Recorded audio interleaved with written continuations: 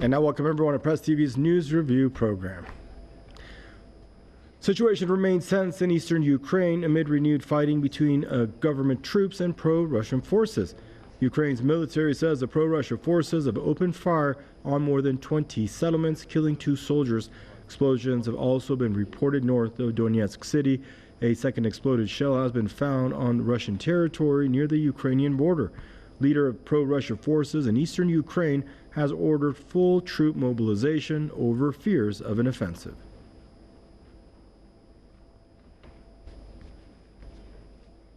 We should unite all our efforts. I call on my fellow countrymen, reservists, to report to mobilization officers. Today I have signed a decree on general mobilization. I call on all men in the Republic able to hold a weapon in their hands to stand up to protect your families, your children, wives and mothers. Together we will achieve the desired and necessary victory for us all. We will protect Donbass and all Russian people. Pro-Russia forces in eastern Ukraine are continuing to evacuate residents of Donetsk and surrounding areas as several buses were seen leaving for Russia. Situation escalated a few days ago when both sides accused the other of violating a 2015 ceasefire. Russia has expressed concerns over the renewed clashes, describing the situation as potentially very dangerous. Moscow also denies Western accusations that it is planning to invade Ukraine. A U.S. official says more than 40% of Russian forces on the Ukraine border are in an attack position and that Moscow has begun a campaign of destabilization.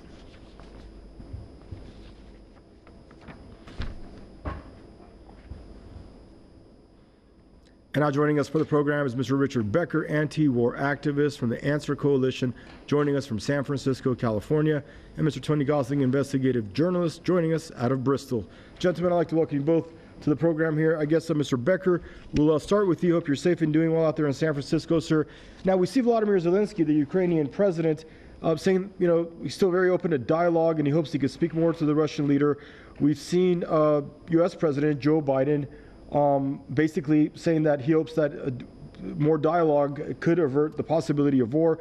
We've seen the Russian president saying that we are still open to dialogue to try to diffuse tensions, but we see all three of them speaking to cameras instead of each other. Why? Well, that's a very good question, and I think that on the one hand, you have the president of Ukraine, Zelensky, saying they're open to negotiations. On the other hand, just yesterday, he's once again saying that Ukraine should join NATO and getting standing ovation for saying that. And, so you have what appears to be public relations, that is the call for negotiations, but at the same time pressing ahead with what the Russians have the greatest objection to, which is the possibility of Ukraine joining NATO. I don't think that can happen right now because I think there's opposition within NATO to doing it, and they have to have unanimity in order to accept a new state. But the fact that he keeps calling for Ukraine, and really, today in the New York Times, there's an article which I think really shows how mischaracterizing the Western media is in general, not just the Times, but the New York Times, the newspaper of record. It says that Russia looks at Ukraine as a buffer against the West, and the West looks at Ukraine as a buffer against Russia. This is a completely false way of presenting. And the reality is that it's not Russia that's been moving westward and surrounding Western Europe or any of the countries of Western Europe. Nothing like that has happened at all. But on the other hand, 14 new countries have been added to NATO since 1997. And most of those are former Soviet republics or countries that were part of the Warsaw Pact, of the socialist bloc in Europe. So, I mean, this is the propaganda that we get, but we have to sort out what the reality is. Thank you, sir. And Tony, welcome to the program there, bud. Thanks for your patience. Now, Tony, to Richard's point, is that the only kind of negotiations that the West is open to? One that ends with NATO on the Ukrainian border with Russia 10 meters to the other side of it? Well, look, there's two massive aspects of unreality to what's been going on over the last few weeks. We've had wall-to-wall propaganda right throughout the Western press saying, oh, Putin's about to invade. Hang on, is it today? Is it tomorrow? Actually, of course, what's happening is that the Russians have been doing maneuvers on the border because the Ukrainians have actually been doing some operations of their own. And so there is no problem whatsoever with the Russians on the Ukrainian-Russian border or doing joint exercises in Belarus, for example, doing exercises within their own territory because they're feeling threatened. It's what Britain would do. You know, say, for example, there were troops on the border of Scotland threatening to invade England, you know, for example. So that is totally unreal to say they're about to invade just because there are troops on the border. That's just simply not the case. And then also this other aspect, even bigger of unreality, is with the fall of the Berlin Wall and the collapse of the Soviet Union in 1989. In 1980, the US Secretary of State James Baker promised, he said that NATO will not move 1 inch, or I think maybe he said a mile, anyway, a very short distance eastwards. We will not do it. And this was a solemn promise made at the time that the Berlin Wall fell to reassure the world that this was really going to be a peace dividend and that there was going to be no more resumption of the Cold War. Well, this was a lie. And of course, what's happened since is that NATO has been pushing, this is mainly the United States, been pushing and edging closer and closer to Russia, closer and closer to Moscow, bringing missiles, potentially nuclear-capable missiles, closer and closer to Moscow. So it's not the Russians that are escalating this at all. It's NATO all the way. And although we've been hearing a lot about Ukraine in the news, I don't really think this is necessarily about Ukraine, that there's going to be anything happening in Ukraine very much at all, because it seems to me this has all been a build-up for the current conference which is going on in Munich, the Munich Security Conference, a very important conference. And what's happening now is there's an enormous amounts of pressure on Germany to cut all links with Russia, to have a very aggressive attitude to Russia. The last thing in the world the Germans are supposed to do is to open up the Nord Stream 2 pipeline and allow Russian gas into Europe, where we can start to have sensible energy prices, us Europeans again, courtesy of Putin and the Russians. So there's a lot of pressure really to keep constantly to shut Russia out.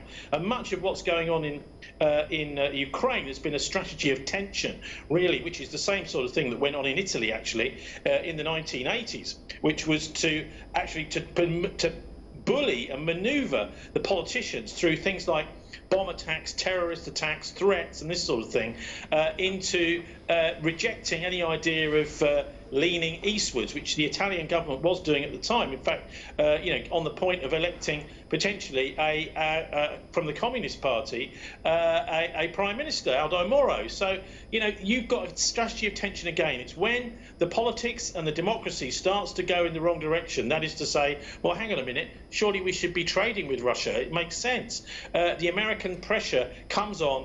I think, I'm not sure of the guy's name, is Lord Ismay, I think it was, one of the first founders of NATO back in the 1940s, put it very succinctly. He said NATO's job is to keep Russia out, to keep America in, and keep Germany down. And I think much of what's been going on in Ukraine, the rhetoric, the actual, things actually happening on the ground have been virtually nothing, apart from this so-called false flag attack, which doesn't make sense at all.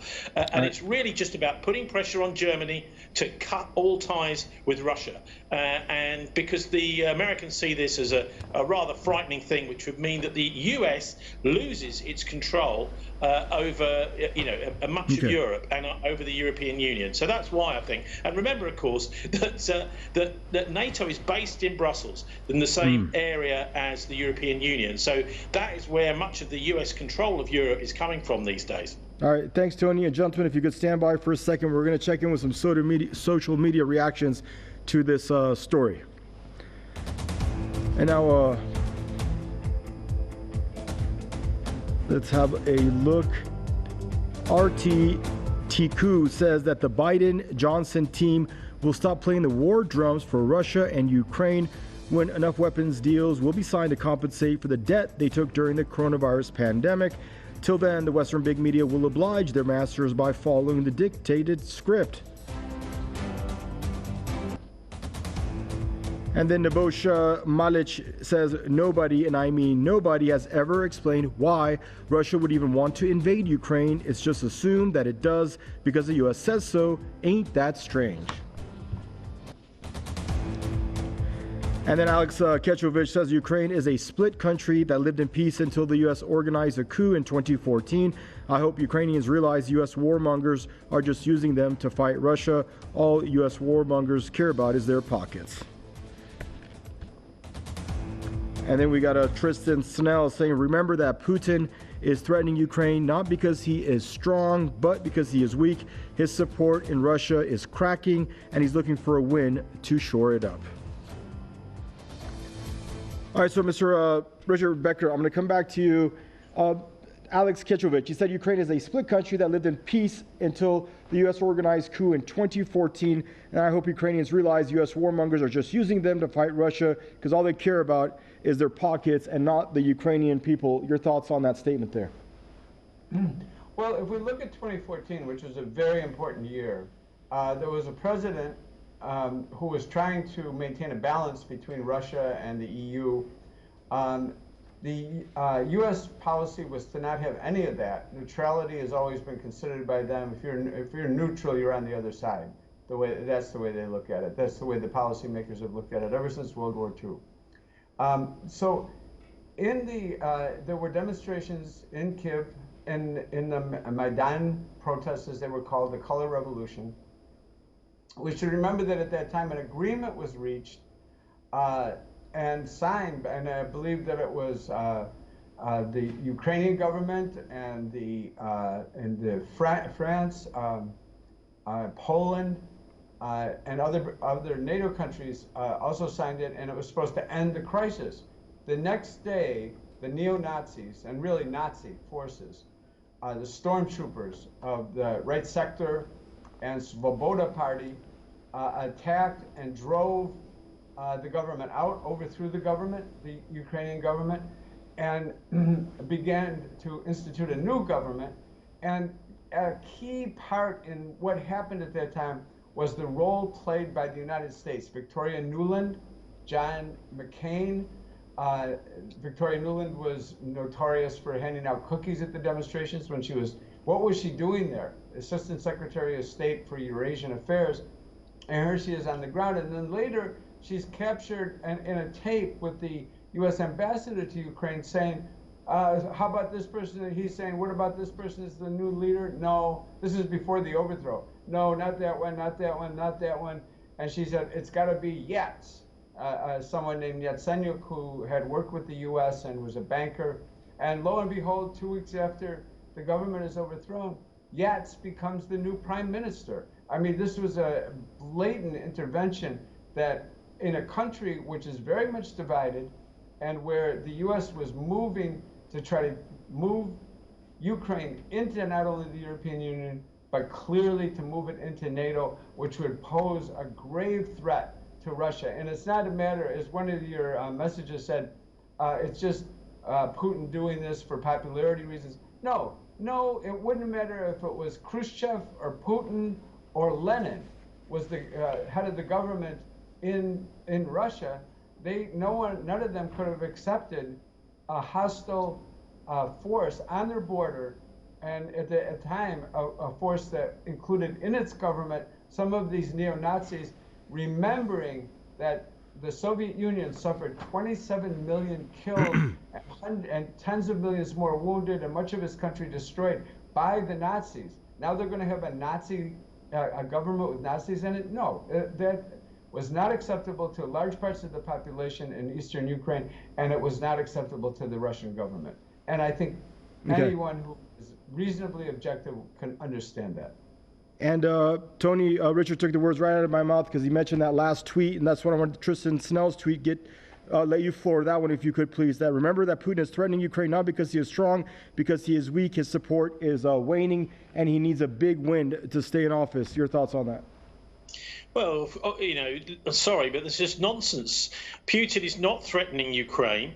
What he's doing is he's supporting the people in Donetsk and Lugansk who very clearly decided that they, as mostly Russian speakers, want to stay with Russia and they don't want to be ruled over by this puppet government of Victoria Nuland. And by the way, she admitted through, and I think she's still one of the board members on the National Endowment for Democracy, spending $5 billion over the years since 1990 in trying to make sure that Ukraine goes over to the EU. So the idea here is, and what that money was used for, was to get pro-EU people, infiltrate them into the Ukrainian government over that period and into the Ukrainian media in order to persuade the country that actually West was better than East.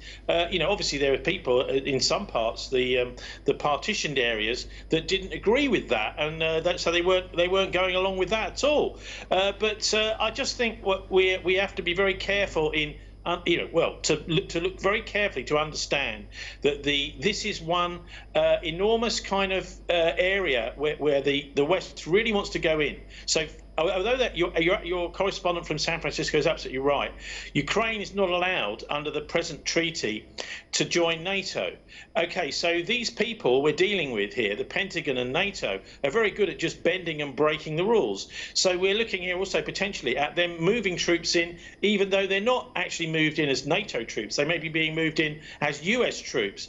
And the threat has been drummed up in an unbelievable fashion of an invasion.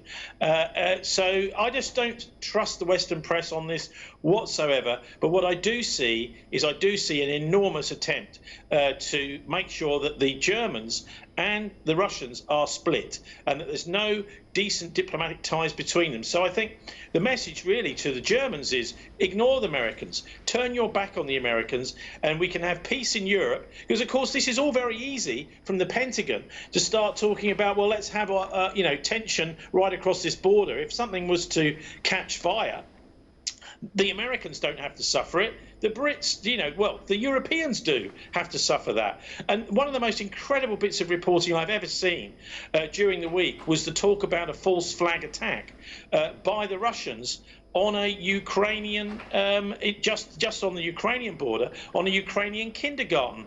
Well, hang on a minute. If it's a false flag attack on a Ukrainian kindergarten, then it's a false flag attack that's been carried out by the West or by Ukraine, not by Russia. So the reporting makes absolutely no sense whatsoever. And that's because I'm afraid we've got a load of reporters and journalists out there who are mostly narcissists, and a lot of them are very young, done a media studies course at college, and it doesn't even matter to them if what they're saying about a massively important international incident that could lead to war makes any sense or not. All right, gentlemen, it's always a pleasure to learn so much from both of you. Thank you both for joining us on the program. Stay safe. Richard Becker from San Francisco, California. Mr. Tony Gosling there joining us out of Bristol. And viewers, thanks for tuning in for this segment of your Press TV News Review program. If I can get it out, News Review program. And bye-bye for now.